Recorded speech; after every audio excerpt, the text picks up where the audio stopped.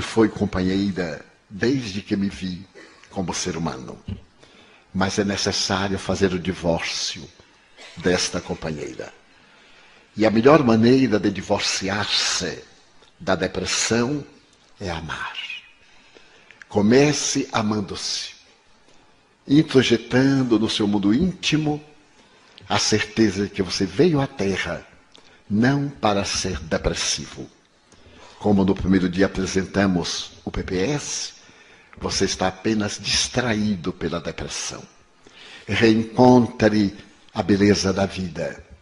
Recorde-se de Dostoiévski. O mundo será salvo pela beleza.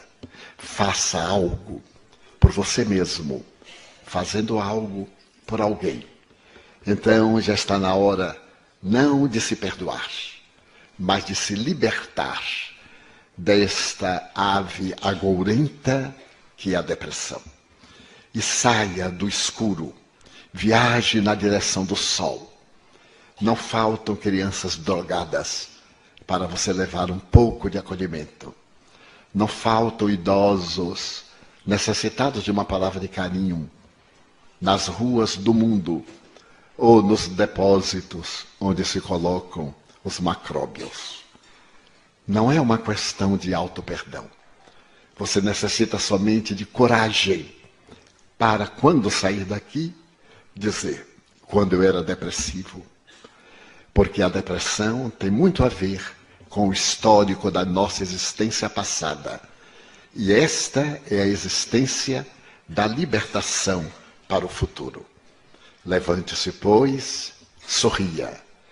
E leve com você a certeza de que Deus nos deseja para a plenitude.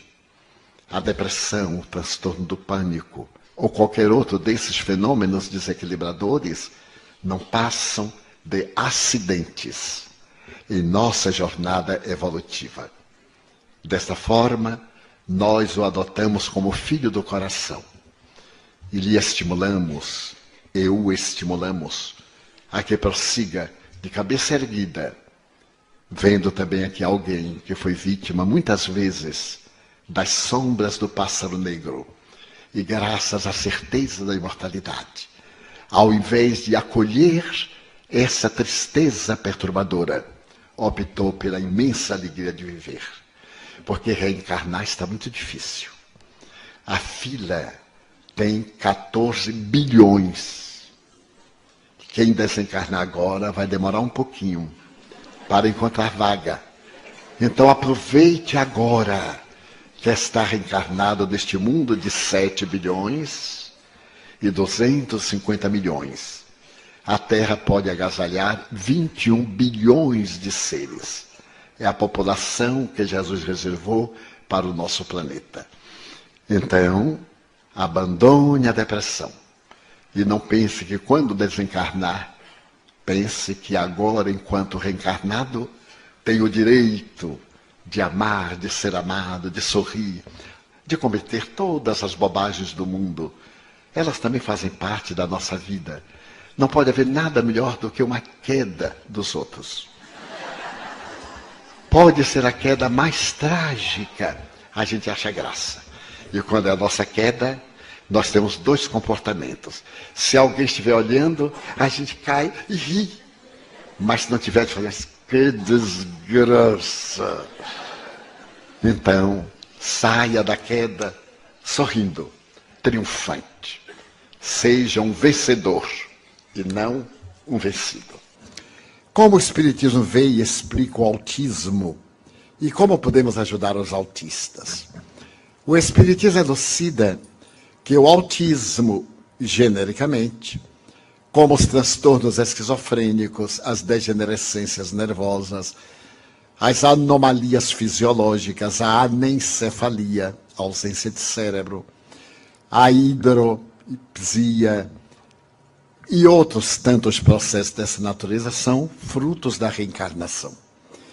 Em alguns desses casos, a pessoa vem com as marcas do suicídio que praticou na existência passada. Imaginemos que eu aplico um tiro na minha cabeça. Eu destruo o corpo e perturbo o perispírito, o corpo astral. quando eu me vou reencarnar, esse perispírito, esse modelo organizador biológico, vai plasmar um cérebro deficiente. Se eu dou um tiro no coração, eu me reencarno com uma problemática cardiológica. Se eu aspiro um tóxico, eu então reencarno com problema digestivo ou pulmonar. De acordo com o tipo do meu suicídio, eu gero uma problemática muito grave. E os pais foram pessoas indiretamente envolvidas naquele drama. Imaginemos, eu sou uma pessoa de pele branca e quero casar-me com alguém de pele negra, marrom ou amarela. E os pais impedem, como era comum no passado. Não tendo resistências morais, eu opto pelo suicídio. A decisão é minha, mas os fatores que contribuíram foram dos meus pais. Eu reencarno na mesma família para juntos resgatarmos eles a intolerância e eu a imprevidência. No caso do autismo, falando em tese, normalmente o autista de hoje é um suicida de ontem. Ele reencarna com limitações. Que fazer? Amar. Porque ele tem limite, mas ele tem um cérebro perfeito e tem um tipo de raciocínio lógico. A cinematografia internacional tem apresentado películas de grandes autistas que são verdadeiros gênios. E os americanos têm narrado vidas de pessoas absolutamente destituídas de parte do cérebro e que são grandes gênios. Eles até denominam como gênios deformados. Então, aqueles que convivem com autistas, tratá-los naturalmente, com muito carinho. Se eles estiverem na fase agressiva, porque às vezes é um autista agressivo, é necessário a medicação para acalmar o sistema nervoso. Mas se não for um tipo agressivo, for um tipo introspectivo, trabalhar para que ele saia daquele mutismo, daquele silêncio. E isso nós conseguimos com resultados expressivos. Como podemos ajudar aqueles que desencarnaram por opção própria e não se querem, não se dão conta do que aconteceu com eles? São suicidas. Poderemos ajudá-los orando por eles. Porque o suicídio é um dos crimes mais cruéis que nós cometemos. Primeiro, é um ato covarde. Depois, é um ato de ingratidão. A pessoa tem um namorado, uma namorada que larga e se mata. E aqueles que o amam? Então a pessoa é sumamente egoísta. Porque com seu ato vai ferir os que ficaram. É um ato de terrível rebeldia e de ingratidão. Então, se eu tenho uma decepção, eu tenho que lutar para vencer a decepção. E não destruir o corpo, porque a decepção continua. E eu vou magoar todos aqueles que me amam, que confiam em mim. Então, o suicida sofre muito. Primeiro, despertam, não morreram, não se viram livres do problema. E adicionam a forma como se suicidaram aos dramas morais que carregavam. Vamos supor que eu me atire sobre as rodas de um trem. Há o esmagamento, há a morte física. E durante anos, aqueles anos que eu deveria viver normalmente, eu irei experimentar a tragédia do trem esmigalhando o meu corpo. Porque as sensações permanecem no espírito. O corpo imprime no espírito as suas necessidades. O espírito imprime no corpo as suas necessidades. É, portanto, como uma cãibra. Colocamos numa postura, quando tiramos, a circulação é deficiente, por causa do hábito. Então, nós podemos ajudar os suicidas orando, tendo o sentimento de compaixão, falando-lhes mentalmente sobre o arrependimento, sobre a misericórdia de Deus, as futuras possibilidades. Mas ele é que tem que se ajudar. Com o arrependimento e o pedido de perdão, nos é retirada a pena ou continuamos com o efeito da lei de causa e reação? No livro de Allan Kardec, O Céu e o Inferno, capítulo número 7, há uma página extraordinária que se chama Código Penal da Vida Futura.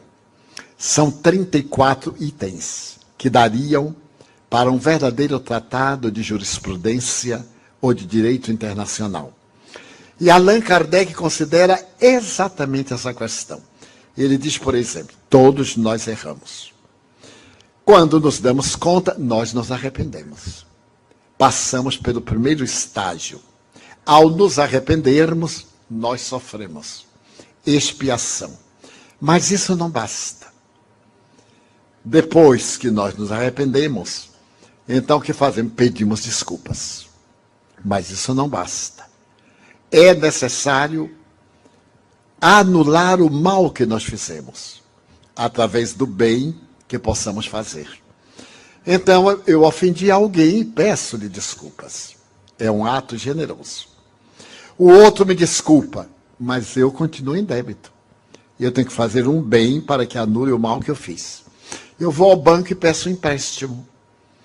Então, na hora de pagar, eu não posso. Eu digo, gerente, tenha paciência, me desculpe. Ele desculpa, mas eu continuo devendo.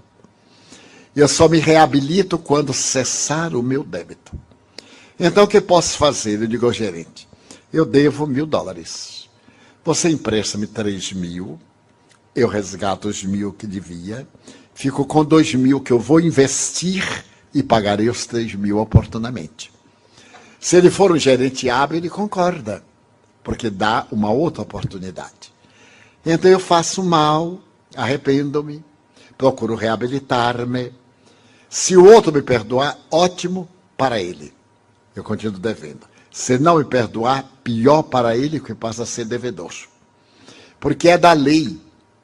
Nós temos o dever de perdoar o nosso próximo. Mas nós temos a obrigação de nos reabilitarmos perante o nosso próximo. Porque eu desencaminho uma pessoa. Vamos colocar isso em termos muito práticos. O homem seduz uma jovem e atira na prostituição. Ele se arrepende, mas ela continua prostituta. Todos os danos que lhe advenham, ele tem responsabilidade. Então, o que ele vai fazer? Tentar reabilitá-la.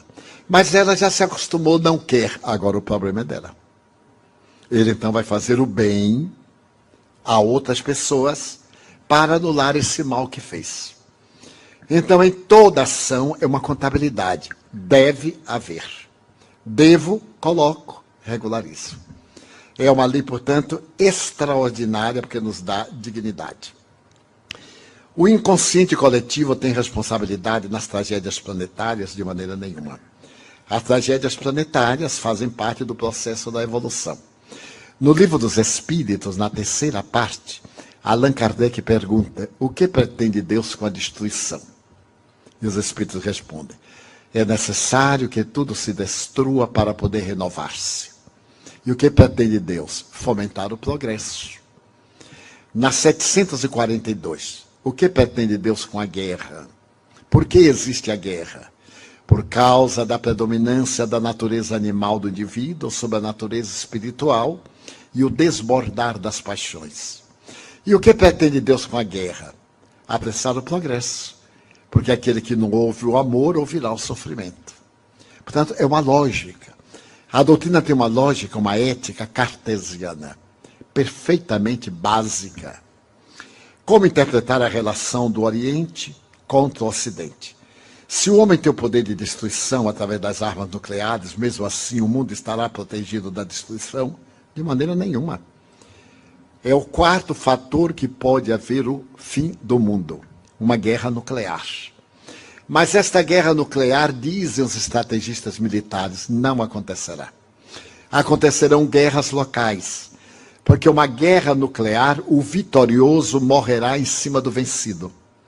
Porque a radiação será levada pelos ventos para o mundo inteiro, e todo mundo sofrerá o efeito da desintegração nuclear. Então ninguém se atreverá, a não ser os psicopatas, a atirar uma bomba de efeito nuclear, vamos dizer, a Austrália, que é um verdadeiro continente. Vamos supor que tivesse 3 países. Atira uma bomba sobre o país X.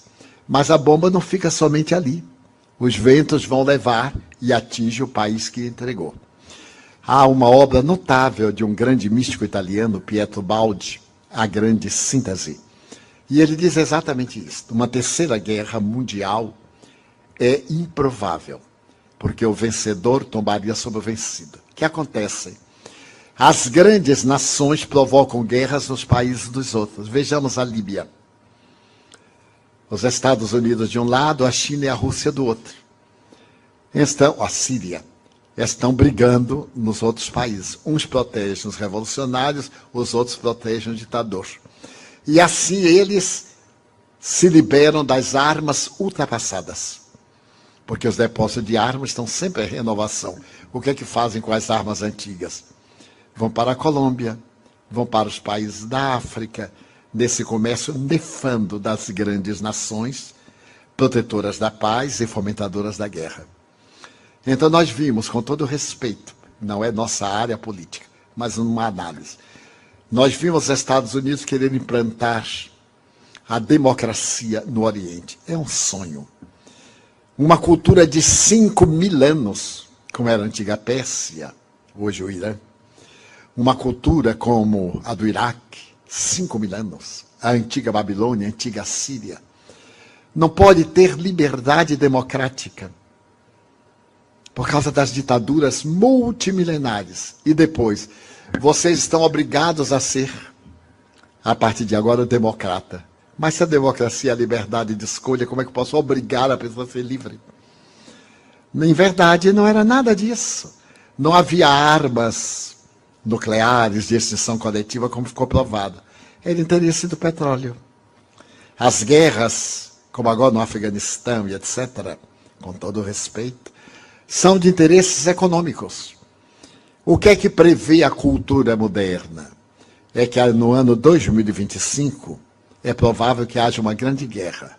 Não por causa do petróleo, por causa de água potável. A dessalinização ainda não é suficiente para transformar a água do mar em água potável. Dubai, Abu Dhabi e outros já conseguem um pouco, mas não é suficiente. Então é necessário que nós economizemos água. Estamos sendo advertidos pelo ecossistema porque 3/4 partes do mundo são aquosas, mas não água potável. No Nordeste do Brasil tem o maior lençol de águas do mundo, salobra. Portanto, é mesmo que não ter. Dessa forma, a relação do Oriente com o Ocidente vem desde a Idade Média. A grande responsabilidade é das cruzadas, o ódio ainda é das cruzadas. Quando os europeus foram defender a sepultura de Jesus, que era vazia, defender um túmulo que não tinha nada. Será que eles foram defender o túmulo contra Saladino e outros? Ou foram furtar os tesouros orientais? Então eles vieram para o Oriente, trouxeram as terríveis enfermidades do Ocidente. E levaram a sífilis, a gripe, a tuberculose, que não eram doenças do Ocidente. O tracoma, que é uma doença típica do deserto, nós pegamos durante as cruzadas. O próprio Francisco de Assis, quando ele veio, ele pegou o tracoma, graças à ardência do sol no Egito. Segundo estatística, por ano, 2 milhões de pessoas dessas áreas contraem o tracoma. É uma doença que cega. A cura é remota. Então, essa relação, esse ódio, é milenar. É uma suspeita milenar. Mas numa nova era, quando nós demonstrarmos os nossos sentimentos, que não há Oriente e não há Ocidente, que tanto Maomé como Jesus são missionários de Deus, como Buda e como tantos outros, Akhenaton, Confúcio, e tantos outros missionários, o que importa é Deus, é o amor. Então desaparecem as nossas paixões e Oriente e Ocidente se darão as mãos. Evoluímos das duas dimensões da vida. Necessariamente temos que saldar os débitos terrenos enquanto encarnados. Também encarnados podemos saldá-los no plano espiritual? Não. Nosso resgate é na Terra. Porque foi aqui que nós cometemos os delitos. No mundo espiritual nós formulamos planos, adquirimos recursos, mas temos que reencarnar para passar pela experiência de laboratório. Porque senão ficaria muito cômodo. Nós cometemos o crime aqui, desencarnamos e fora da matéria, Em outras condições, nos liberávamos. Daí, aquilo que nós praticamos no corpo físico nós resgatamos. Estamos entrando em uma nova era. Uma era de crianças mais desenvolvidas que a nossa. E que com certeza nos trarão ou ajudarão a um planeta melhor. Por isso muitas crianças estão vindo. O que acontece então com as crianças que vêm, mas não chegam a nascer? Desencarnam. Não acontece nada. Vão e voltam. Porque não é obrigado que toda criança nasça. Há uma série de fatores. O espírito arrepende-se, como está no livro dos Espíritos. Vem a gestação, o espírito escolhe uma prova. Quando chega na hora tem medo, ele então retrocede e vem um aborto natural.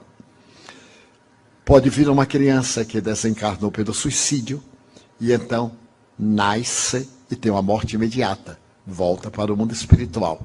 Mas reencarnará oportunamente. E isso será inevitável. Podemos dizer que todas as crianças que estão encarnando são espíritos mais evoluídos que nós, que já estamos aqui? Não necessariamente. Ainda vem aí uma ralé muito boa para nos ajudar. Porque Deus é amor. E há muito espírito atrasado no além, no que nós chamaríamos os umbrais, os purgatórios, os infernos. E é necessário que eles tenham sua chance. Então eles vêm. É a chamada luta do bem com o mal. Nós estamos num nível, eles estão no outro. Nós vamos tentar ajudá-los. Se eles perseverarem no mal que lhes apraz, irão para o exílio. Mas terão a chance da reabilitação. Os drogados que não são maus, mas estão viciados, depois de sua desencarnação, poderão voltar a este planeta? Poderão não, vão voltar. Porque eles são viciados, porque optaram por isso, são responsáveis. Se eu opto pelo tabaco, pela droga ilícita, pelo sexo desvairado, a opção é minha. Eu fico viciado depois que comecei. Eu não nasço viciado. Então eu tive a opção de ser ou não ser. E ainda tenho a opção de mudar. É só querer. Mas como me é muito mais cômodo viver no transe, na alucinação, no êxtase, então eu opto. Eu reencarno na próxima, com graves distúrbios do sistema nervoso central, com graves conflitos da personalidade, com vazio existencial, com dramas de consciência, porque eu usei mal a minha inteligência. A inteligência é para usar para o bem, não para o prazer exclusivamente. Porque o prazer é sensorial. O bem é emocional. Então eu ouço uma boa música, eu me deleito. Mas eu quero ter o prazer do orgasmo. Eu tenho que ter a coabitação. Posso e devo ter. Mas a forma que eu usar a outra pessoa, eu gero karma. Se eu uso a pessoa com meu egoísmo e abandono, o que lhe acontecer a partir de agora, eu sou o responsável. Não é apenas usar e dar uma de que não tem nenhuma responsabilidade. Nós somos responsáveis pelos atos, dos efeitos que produzem. Então, antes de agir, pensar, para evitar comprometimentos. Hoje recebi um e-mail bem interessante, cuja mensagem diz: dos pensamentos surgem as palavras, das palavras a ação, da ação o hábito, do hábito o caráter, do caráter o destino. O que viria após o destino, ou como isso poderia ser explicado? Muito fácil. Ninguém age sem pensar. Somente as pessoas inconsequentes é que agem por impulso. Toda vez que eu tenho algo, eu penso. Primeiro é o campo mental. Quando eu penso, eu elaboro. Quando eu elaboro e repito, eu crio um hábito. Esse hábito fará o meu bom ou o meu mau destino. Que eu serei feliz ou serei desventurado. Vamos dizer que eu tenho o hábito de palavras chulas, palavras vulgares. Eu digo por hábito expressões. Há pessoas que não fazem uma frase sem dizer um palavrão. Por quê? Viciado, mal educado.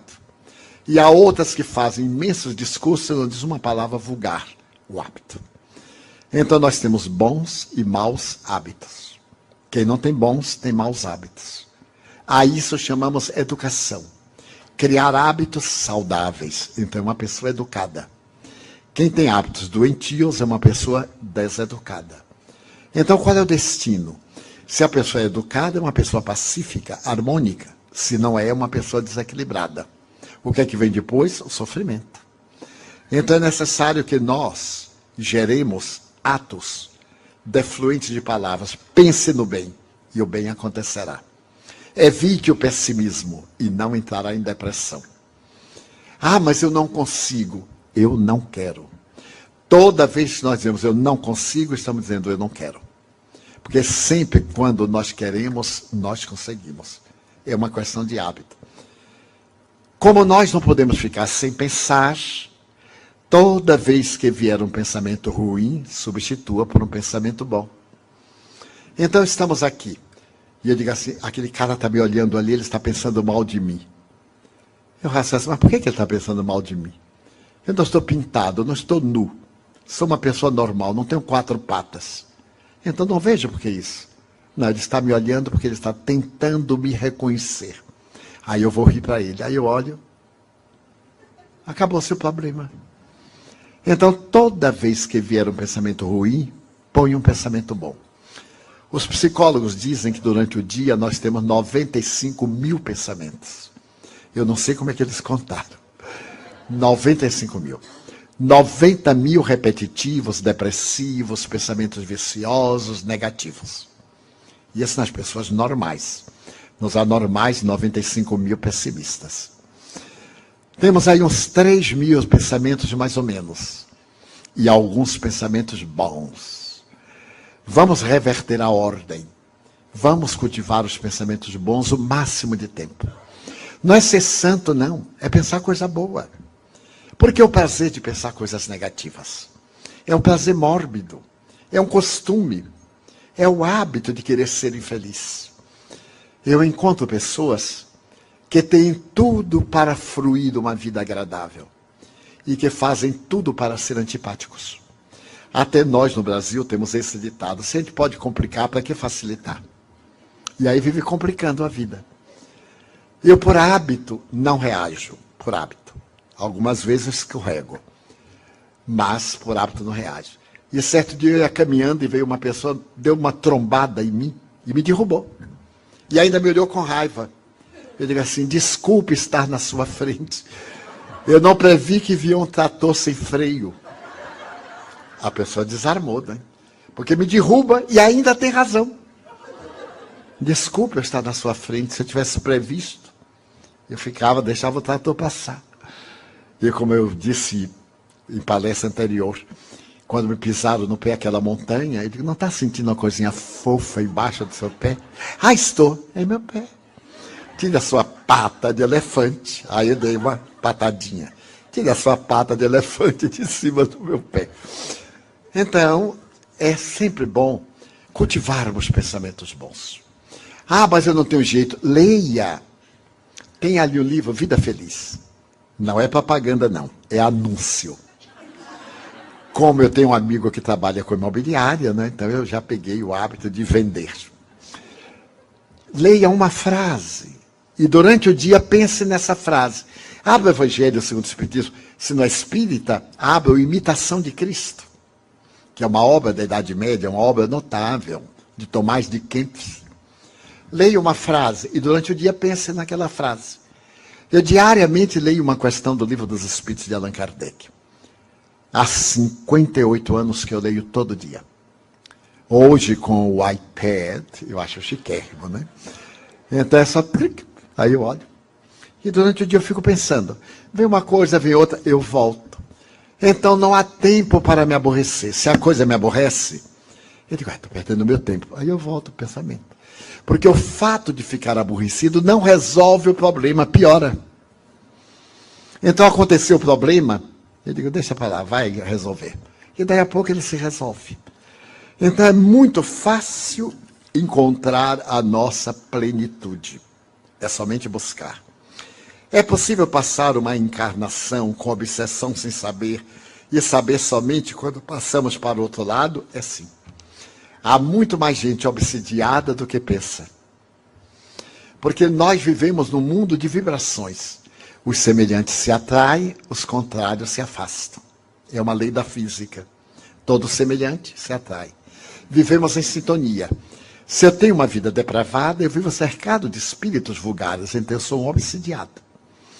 Se eu tenho uma vida saudável, eu sou inspirado por espíritos bons, então eu sou um inspirado. Estamos sempre assessorados pelos espíritos.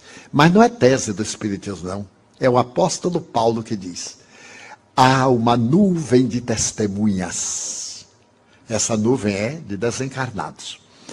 Muitas vezes a pessoa é vítima de temperamento hostil, temperamento rebelde, reações contínuas, ressentimentos, ciúmes desordenados, paixões, e são influenciadas por espíritos maus que se comprazem na prática do mal. O que fazer? Ore mais. Medite um pouco. O dia tem 24 horas. 10 minutos para você.